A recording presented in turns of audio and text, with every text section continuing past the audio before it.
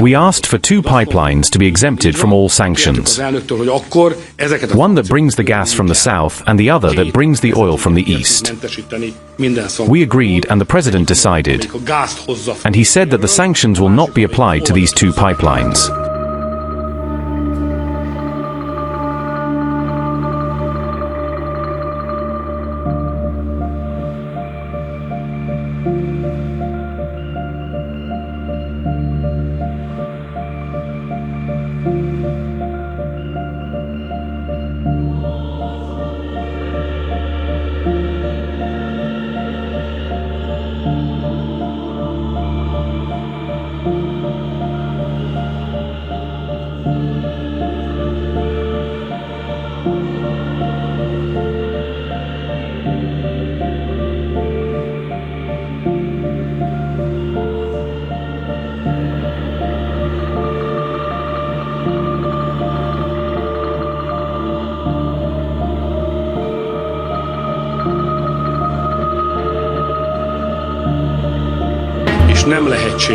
We have concluded that Hungary is in a significantly different situation from other European countries, and it is not possible to secure Hungary's energy supply and to provide affordable energy to Hungarian families and businesses if sanctions continue to be imposed on two key pipelines. We looked at the issue, and we asked the president to lift the sanctions.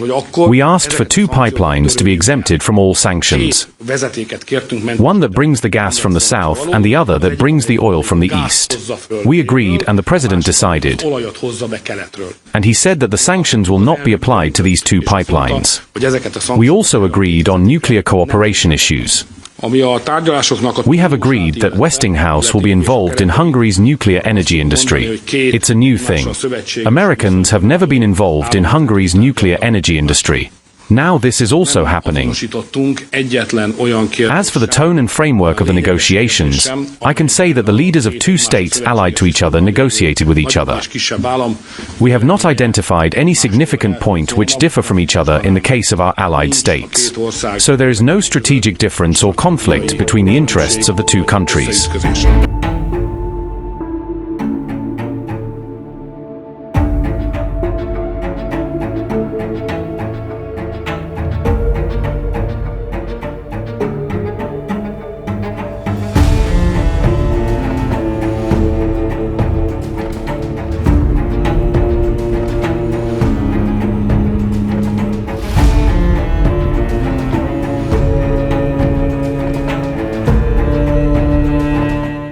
Well, thank you very much. It's an honor. I'm Prime Minister of Hungary, and he's done a fantastic job. He's a very powerful man within his country, but he's also beloved. They love Viktor, and people that know him do.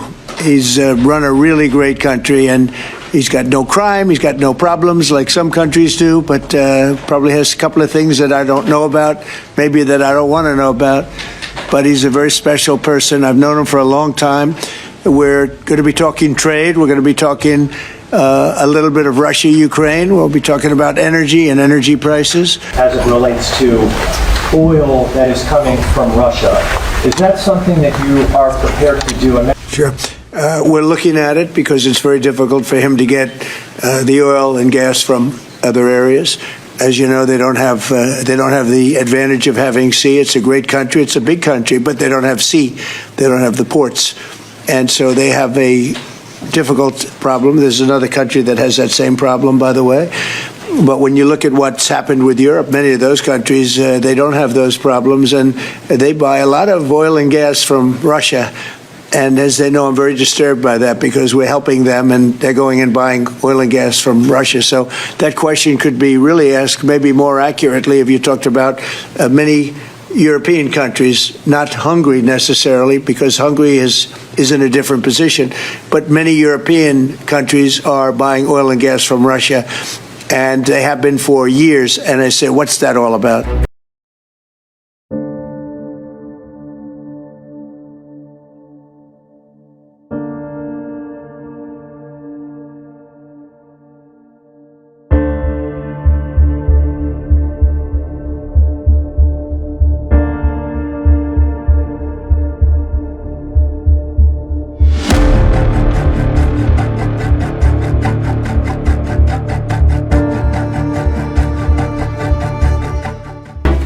were talking about that with Viktor. He understands Putin and knows him very well.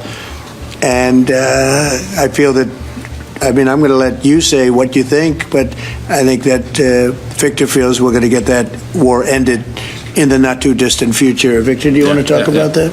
Well, I'm strongly convinced. So the question is whether we Westerners are unified or not.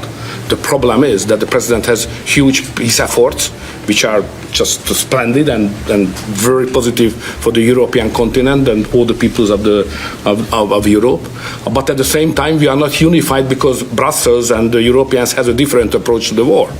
So the only pro-peace government is the United States government and the small Hungary in Europe anyway. All the other governments prefer to continue the war because many of them think that Ukraine can win on the front line, which is a misunderstanding of the situation. So it's a complicated issue. We will discuss it. It requests not just 2 minutes to respond to your question, but rather than our lecture. Sorry, not to continue more. To both of you. So you would say that Ukraine cannot win that war? You know, miracle can happen. Yeah, that's right. Mr. President, Thank you, Mr. President. What is your message to the EU, because from Hungary, and the EU want to impose their wall policies on Hungary? What is your message?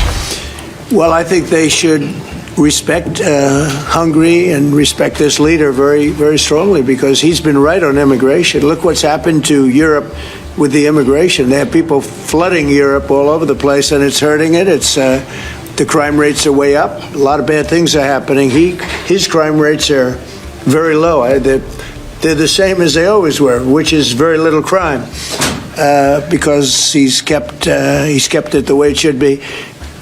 Europe, I mean, I don't want to go into individual countries. They're all friends of mine, everyone. As you know, in NATO, they voted to go from 2% to 5%, and, you know, that nobody thought that was possible. And we had just about almost, other than Spain, a unanimous vote. No, I think that, I think they respect him a lot. They don't agree with him, but actually, inwardly, I think they probably do agree. He was right on immigration. They were wrong. They are flooding Europe with people from all over the world, and Europe is becoming a different place. And I tell the leaders all the time, you better stop or you're not going to have Europe anymore. It's a very dangerous thing they're doing. May I have a reflection on that? So on migration issue, just for clarification, in Hungary, the number of illegal migration is like that, zero, because we have a crystal clear system. If somebody would like to come to Hungary, first he should ask for that. If you give the permission, they can step in. Nobody can step on the territory of Hungary without having a permission from the Hungarian authorities. This is the regulation, simple, well working. What is the consequence of that? We are under sanctions, financial sanctions of European Union, because we don't let the illegal migrations to come to Hungary and to the European Union as well. So we have to pay, just to inform you, we have to pay every day 1 million euro as a punishment to the Brazilian budget, because we stopped the migrants. This is the absurd world we are living now in Europe.